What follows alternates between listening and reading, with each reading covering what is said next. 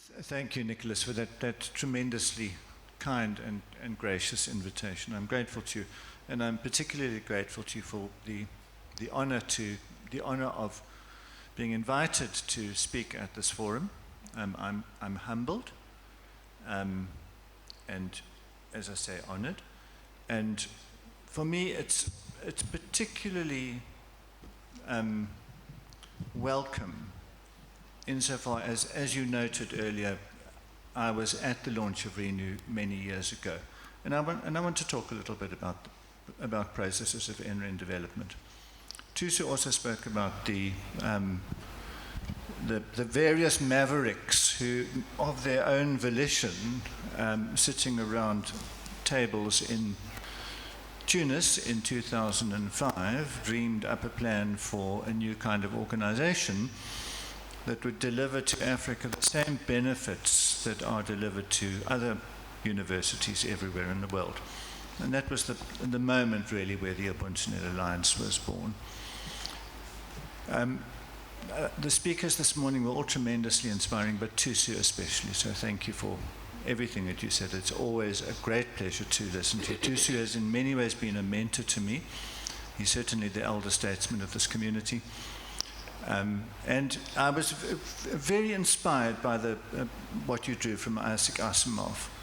I want to reply to you with two things. The one is simply a quotation from Ursula Le Guin, which I'm sure you will have had reason to think about, even if you haven't actually seen these words, where it goes like this: as a man's power grows, so ever the way open to him narrows, until at the height of his power he does only what he must. And I suspect that may have had some bearing on your own journey. Certainly it has on mine. Like Tusu, Tusu is the established elder in this community. I think I may be approaching that point. As you noticed from the photograph, my hair has gone from brown to comprehensively grey in a short period of time. And that's often taken as a visual cue of approaching elderhood. I had an argument with someone in the forest a couple of weeks ago. He said to me, "You stupid old man." And I said, "Excuse me, what do you mean to say is you stupid elder?" The other observation I wanted to draw is from Arthur C. Clarke, the other great science fiction writer, where he remarked that any sufficiently advanced technology is indistinguishable from magic. This was in 1962. And that's absolutely true. But there's a variation on it, and that is any sufficiently advanced technology is indistinguishable from everyday life. And I often think about this when I'm in an airport watching young people. They've got the phone open and they are whizzing through selfies. I mean, you can imagine the motion goes flick, flick, flick, flick. And I think to myself, this is an extraordinary piece of technology they have in their hands. It's absolutely extraordinary.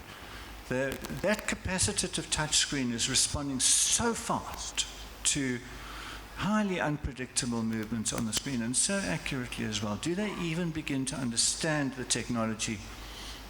Of course they don't, and they don't need to, because the technology doesn't matter. But the wonder of it is something that they stop noticing. And there's dangers here too, because Tusu's right when he says it's not about the technology. All this cool technology, this remarkable set of achievements, is not the point of the exercise. The point of the exercise is the delivery of benefits. So, Nicholas, I am, as you noted, without qualifications in technology, but I do have qualifications in service management, quite a lot of them. And the first lesson there is that what IT delivers is a service defined as an intangible benefit. Now, of course, everything here is a service. EduRoam is a service. The campus network is a service. Cybersecurity is a service. More EduRoam. These are services. Of course, routers are not services, but they enable the delivery of services. And that is the key lesson, because it is services that are the core of a national research and education network. Now, the thing about excellent service is that it's invisible. You stop noticing it. That nobody, well, there's certainly many people in South Africa, but nobody in a country like, say, France, would walk into a room, turn on the light, and the light comes on, and they say, "Good heavens, that's truly wonderful. That light turned on and this room is illuminated." That doesn't happen. That's everyday life. It's when the lights stop working, as they have in South Africa for quite a long time, that when you turn on the light and the room is illuminated, you say, "Good heavens, that's wonderful." The wonderful services that you're delivering, nobody is saying, "Good heavens, this is wonderful. This is absolutely extraordinary what I can do on a daily basis." The end users certainly aren't. And I'm very much afraid that the IT directors may also have forgotten just how wonderful and extraordinary this set of achievements is. I'll come back to this point. I have been involved in a lot of NREN development work. Back in 2005, Tunisia, 2006, was it? Was the Renew launch 2006? That was my job. I joined TENET in 2003, having been an IT director at a major South African university, in order to run a capacity development program that had been funded by various donor foundations. And it was not just focused on South Africa, it was also focused on Africa, especially Africa South, the southern and eastern portion, the UbuNet region. But in addition to that, African universities or country contexts in West Africa as well, particularly Ghana and Nigeria.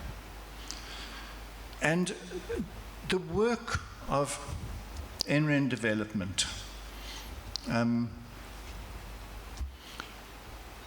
practice, eventually led me to formulate some principles about NREN capability maturity.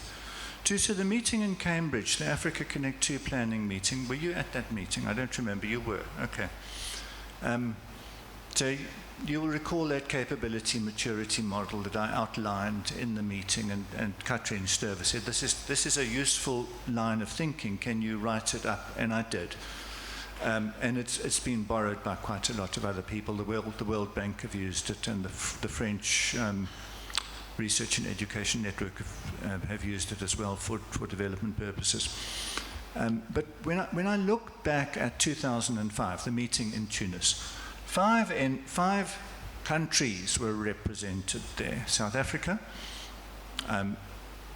Kenya, Victor Chalo was the representing Keynote, Rwanda, Albert Nsengyumva, Malawi, Margaret Nguera, and Mozambique, and that would have been America, I think, at that time. Now, fast forward 20 years, where are they now? Well, Keynote and TENET are both still operating. Keynote is the oldest in this region. It was founded before TENET was. But of the other three, they haven't made a lot of progress. Rwanda has in some ways gone backwards. Mozambique has kind of, I'm not really entirely certain. They're doing more than they did then, but they're not at the level of Renew, not by any means at all. And the same thing is true of Malawi. NREN is only just starting to get going. It's far from being as advanced as Renew. So why did Renew, of these development initiatives, achieve such a level of success? I think, and do not underestimate the success here. I think there is good reason to say that Renew is the most advanced NREN in Africa. And I know Nicholas will say, no, that's TENET. Yes, sure, we have lots of bandwidth, we have lots of circuits, but in sheer scope of service offering, Renew outstrip us. What were the success factors that made that possible? Because that's something that others can learn from. It's not to go into here, that's probably a conference in its own right, but I want to put the issue on the table for future consideration. Because I'm sensing from your opening remarks that you are having some tension with some of your universities who are saying to you, Nicholas, you know, this bandwidth that you sell us. I have a quotation from whoever, Safaricom or MWeb. It's half your price. What's going on here? Now, that would not be news to me if that is happening. It was not news to me because I have the same thing all the time in South Africa. And I have heard from people in Canada and North America and other NRENs that they also have the same conversation all the time with their community. Why is your bandwidth so expensive? And I think a part of the problem is that the community has forgotten what the nature of the service that they're obtaining is. They have simply forgotten. Now, forgetting is part of human existence. If we didn't forget, our brains would fill up within a couple of years and we would probably just die. We have to forget. Forgetting is an essential part of moving forward.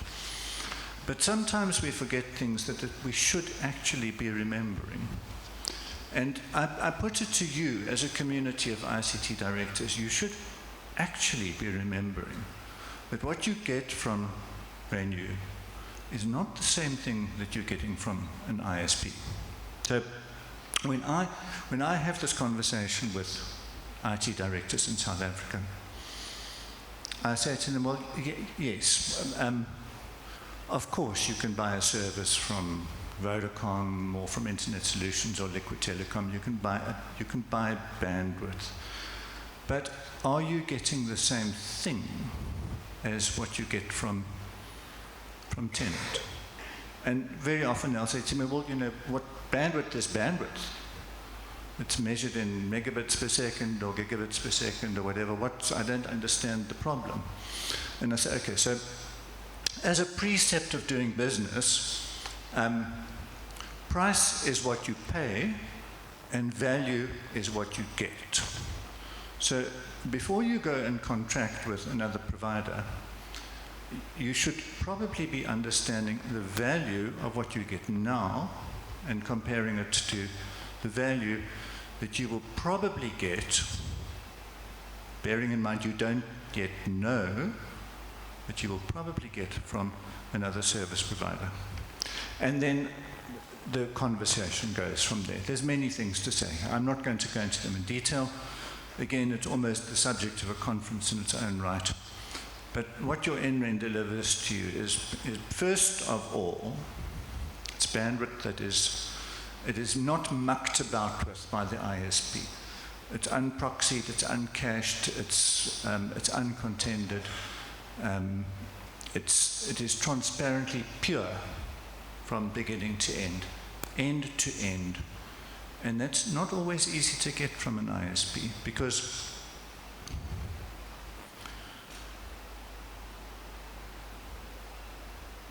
ISPs, of course, are profit-making entities.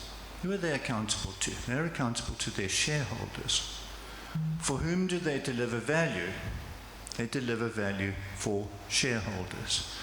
They will say to you, yes, we deliver value for you, but of course their primary interest in being in business is to deliver value to their shareholders. Now, if you are an ISP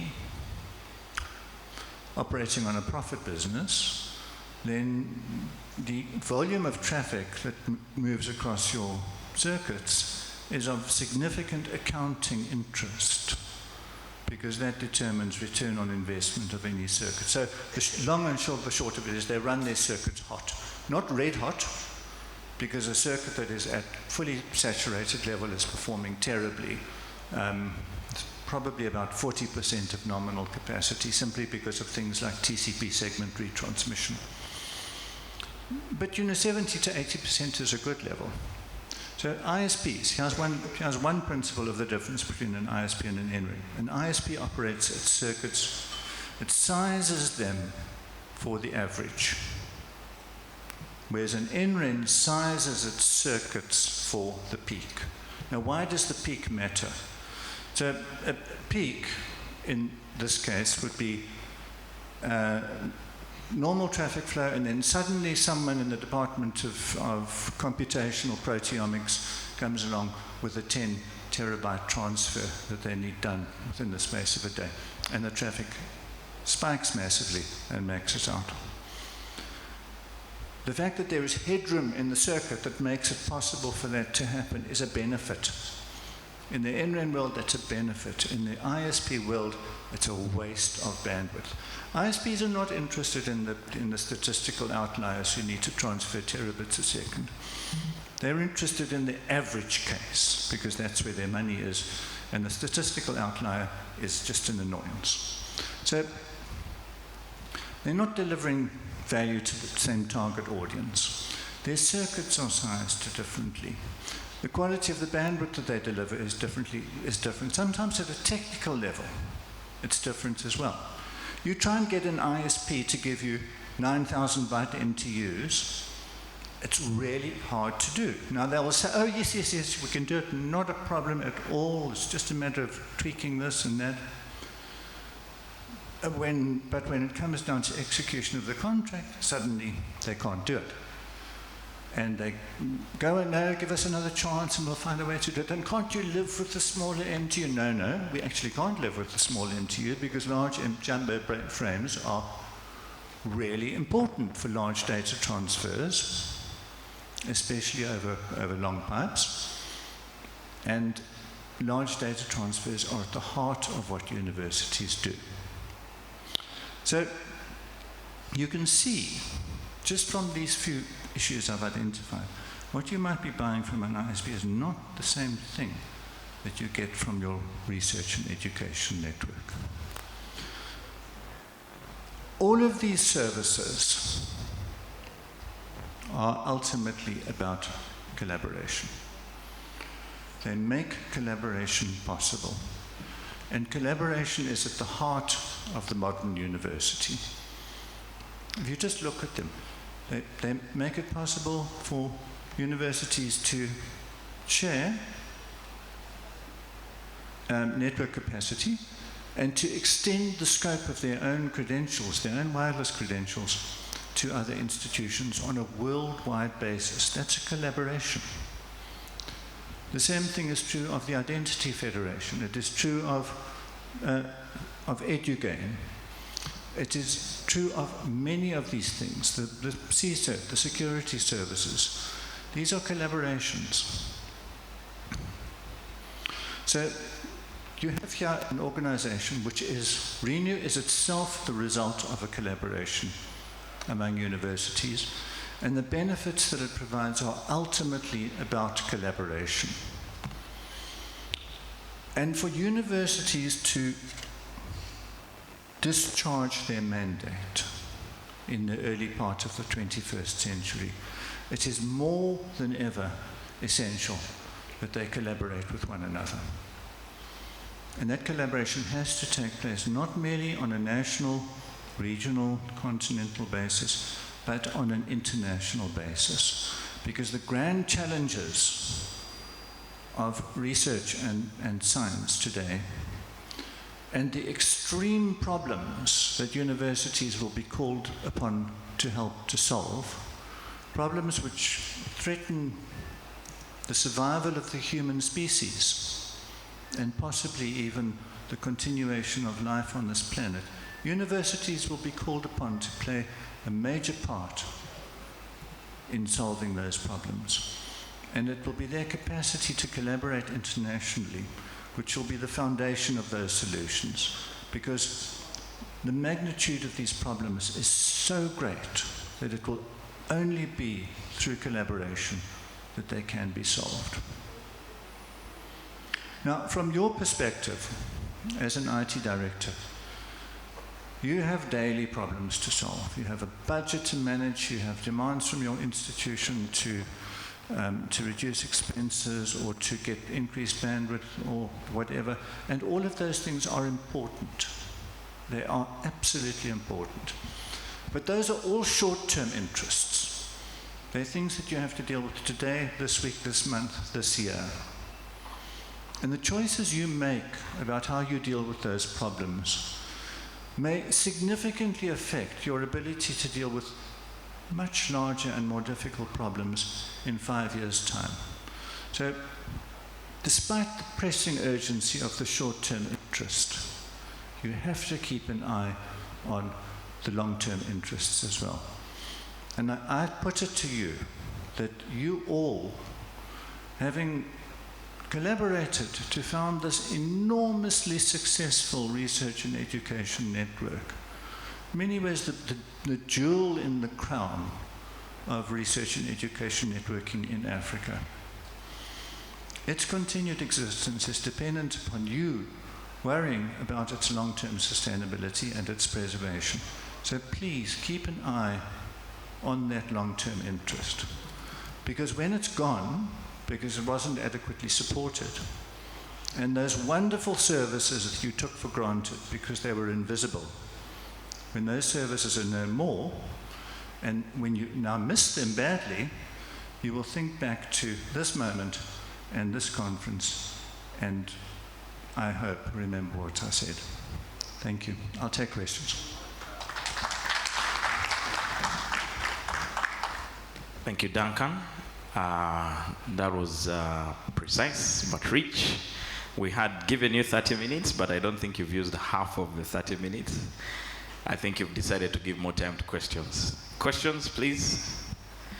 Maybe just one comment as I think about the questions. One of the things you've mentioned is price is what you pay, quality is what you get. I think that's something that should stick with us as we continue to engage with the NREN. That price is what you pay, quality is what you get. Also, as he was speaking, if you are keen and paying attention, he mentioned things like TCP retransmission rates. He mentioned things like MTU sizes. And this is a guy with a political science background. Those are things that are typically networking, engineering things, but you can imagine the level he has, the energy he has had to put in to understand that detail of technical stuff. Thank you, Duncan. The questions, Tusu, your hand is up. Thanks a lot, Nicholas. Thank you very much, Duncan. Intriguing, as always. By the way, when you talked about qualification, I remembered Andrew Alston. Andrew Alston was the chief technical officer of TENET, very highly paid, and he didn't have a single qualification. Yes. That is a fact. He's now very senior in Liquid Telecom. But that's not my question, Duncan. You talked about 3 things which kind of bring something to my mind about which you need to comment. You said excellent service is invisible, which is very true. I think sometimes we don't think about it. A child says, my mom does nothing, my father goes to work. And then, when the services are no more, it will be felt. And brought to my mind the story of Apple. And I think Ren is probably doing the same. A new product every year, and people wait with excitement. And I was saying that supposing Apple went out of business, I would actually be dead because I'm Apple dependent in everything. And Macs are very expensive, but they deliver such quality and security that I'm willing to pay the price. So the question really is, how do we maintain a state of excellence in an NREN when excellent service is invisible? What pointers would you give? Because we literally need to bring it up all the time and demonstrate excellence. Otherwise, like it or not, people do forget. Thank you. Thank you, Tusu. That's an insightful set of observations.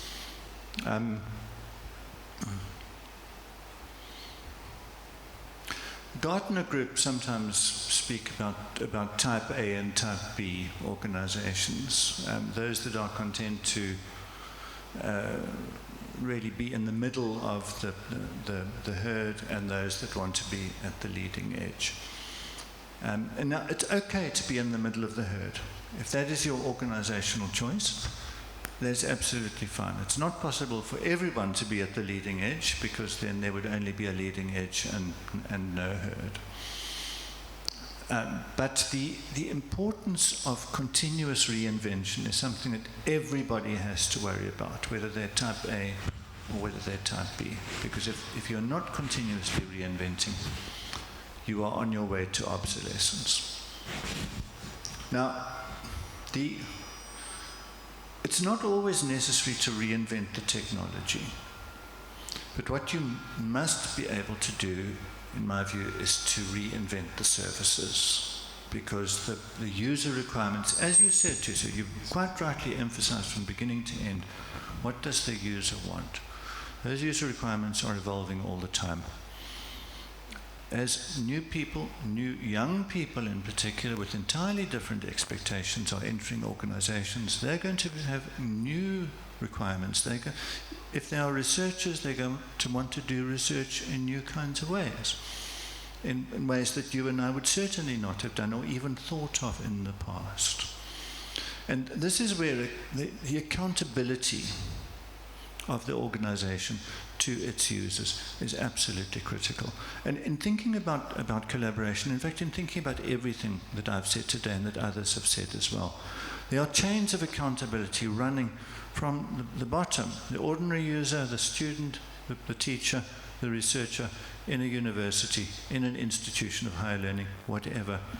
There are chains of accountability that run from there upwards, all the way through to the global research and education network, to its governance, to things like EduRoam governance.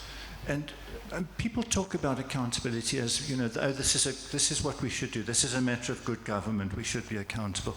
And that's all perfectly true.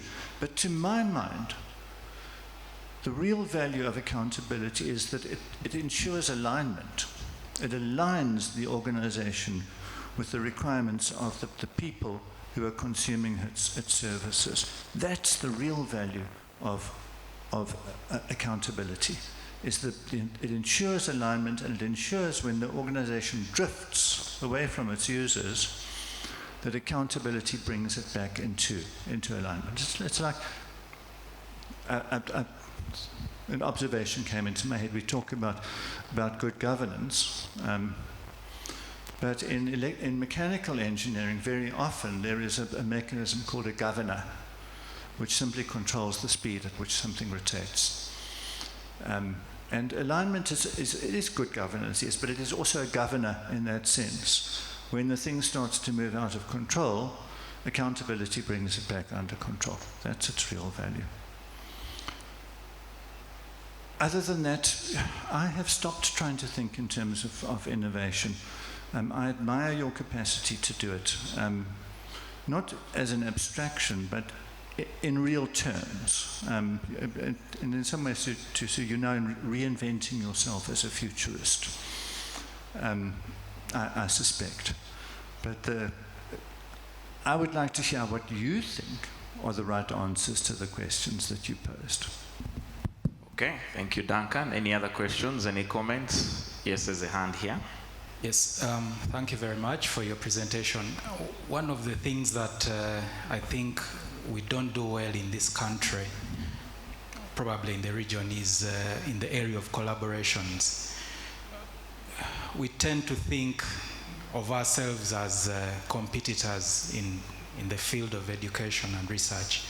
I'm interested to learn how TENET has solved this issue. I'm a German law student. Thank you for that. So I would like to say at the very outset that universities are always competitors with one another. I love it. It's baked into what they do. It's there in the earliest formation of universities back in the 11th century. When they formed themselves into guilds, these communities of scholars and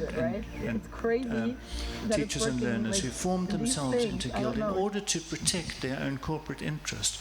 these guilds were exactly the same as the other medieval guilds of goldsmiths and of weavers and whatever, designed for self-protection and the regulation of competition. Those guilds of scholars, this is the famous the Universitas Magistrorum et Scholarium, is where we get the term university from. So competitiveness is baked into it, and that's not surprising. They're competing for the same funding pool, they're competing for the same graduate students, they're competing for the same grant money, they're competing for at many different levels. So we should expect them to compete with one another. Competition is not unnatural.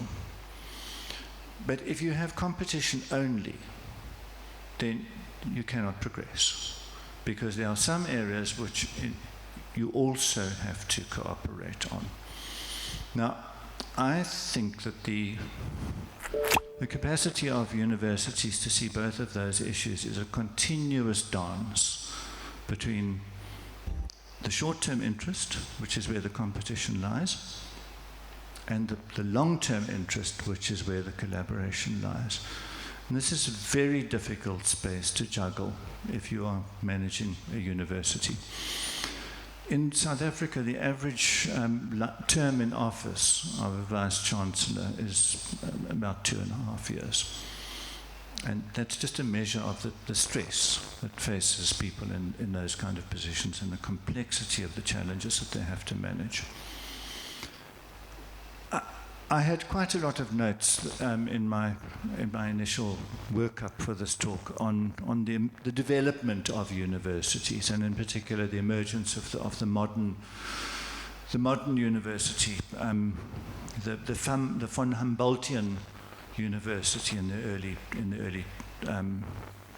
19th century, and how it has evolved to where we are today, and the nature of the pressures. But again, there wasn't time to incorporate it. But let the point be made. Universities are public benefit organizations, but they are also corporate entities in their own right, fighting for their own survival, and competition is integral to what they do. Okay, thank you very much. Mine is rather a comment. You emphasized a word, services, and when the CEO was talking in his remarks, he also said, we as ICT directors compare revenue to ISPs. And also you said when a good service is normal, then you will appreciate how good it was. But back in the days, I will move out of the IT world. I'm sorry, having a political background, you also know politicians talk a lot. I happen to work with people who know very little of IT. So to solve my challenges, I've learned to talk a lot like politicians to make my way through. But back in the days when roads were built, us Ugandans used to call them Mwasanjala, like they break the nails. We used to move on foot. Some of us have just had our first pair of shoes, but they used to remove our nails. So Ugandans thought these roads are taking out our nails. And they did not appreciate the value a tarmac road comes with. It provides quality services faster and efficiently. Some of us, where we come from, or we pass by other communities who the only purpose they have from a tarmac road is to dry their cassava on the tarmac road. And that is given, that is there.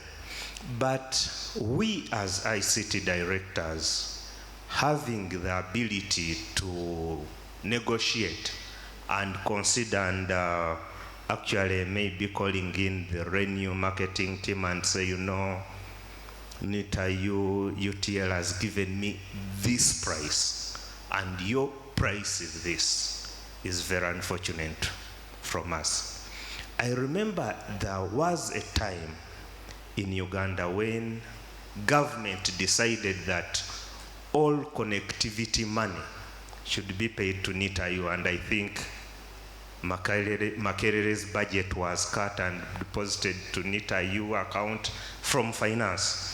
And I think our budget wasn't. And I attended a meeting by NITA, by then headed by the late Dr. Engineer Saka. May his soul rest in peace. And he was convincing MDAs on why they should buy internet from NITA other than service providers, other service providers, and this had included Renew. And of course, he had given his budget estimates and all that stuff. So I started financially talking about that. Then I said, look, apart from the finance aspect, I get A, B, C, D, E from Renew. Will NITA provide this to me? And I think that was the end of the conversation. So, as we ICT directors, we need to appreciate what this road, let's call the internet service from Renew, a tarmac road. What comes with this road? The road is just a civil engineering works. But what services do we get from Renew? What are the services? And what will happen when these services are gone? Thank you very much. Well, thank you. That's an insightful set of remarks which amplifies, I think, what I said earlier. The one thing I do want to say is that I've never entirely understood why universities that are not happy with, say, TENET's bandwidth price, and they say, well, we can get this price from a commercial provider at so much per megabit per second. And I've often said to them, well, buy some, for heaven's sake. Buy a few gigabits per second of capacity from a commercial provider, and run your commercial, your commodity IP destinations, route your commodity IP destinations over that. I mean, Facebook and cat videos and Netflix and all the other things that students do with the internet, that can be happily serviced by a commercial provider, in addition to the excellent research-focused bandwidth that Renew delivered to you. And if institutions did that, then Nicholas would be able to reduce his transit and peering expenses for commercial bandwidth and downsize those circuits and focus on what NRENs should be focusing on. These wonderful collaboration-enabling services and the high-quality connection to the global research and internet, the global research network. Now, universities don't want to do that. They don't want to take on two circuits at the same time, or two services, one from a commercial ISP and one from Renew, because you need quite a lot of technical skill to do that. You've got to be able to announce your own routes to the internet, whereas Renew's announcing them for you right now.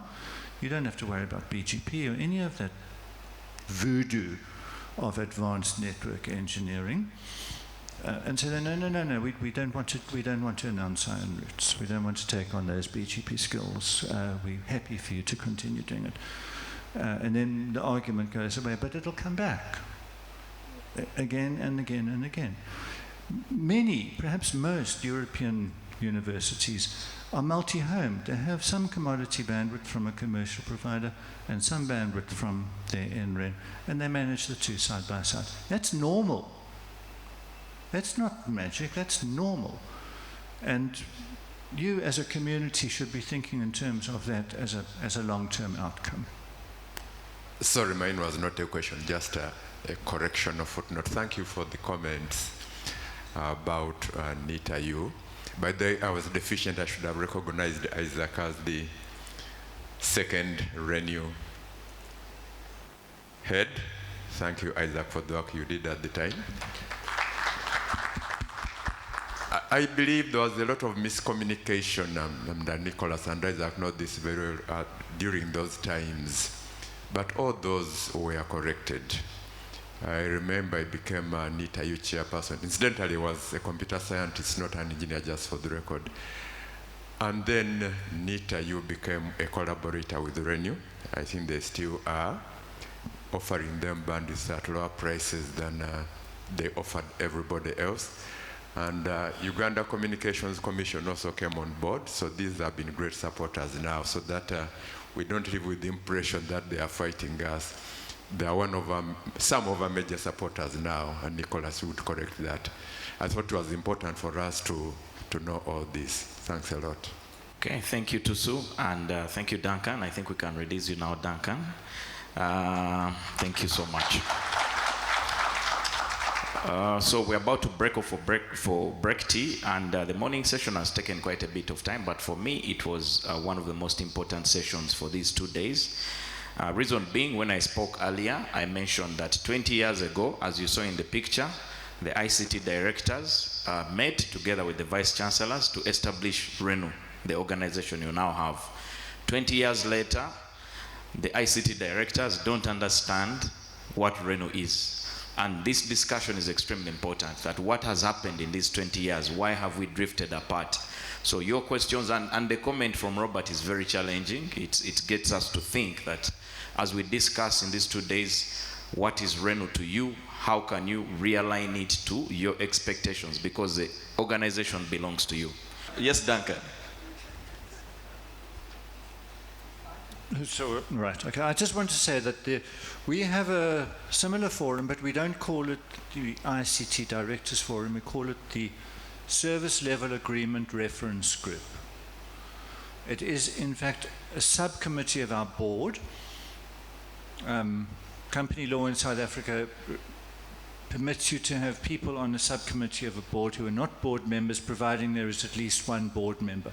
So this subcommittee of our board consists of one board member and a representative, typically the IT director, of all the institutions that we serve, and twice a year they come together for a discussion about not about technology. It's a discussion about service quality.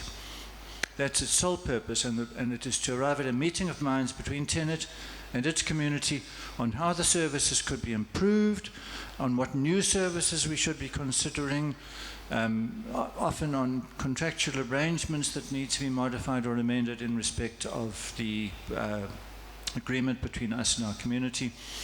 And that subcommittee, this SLA reference group, then reports directly to our board of directors.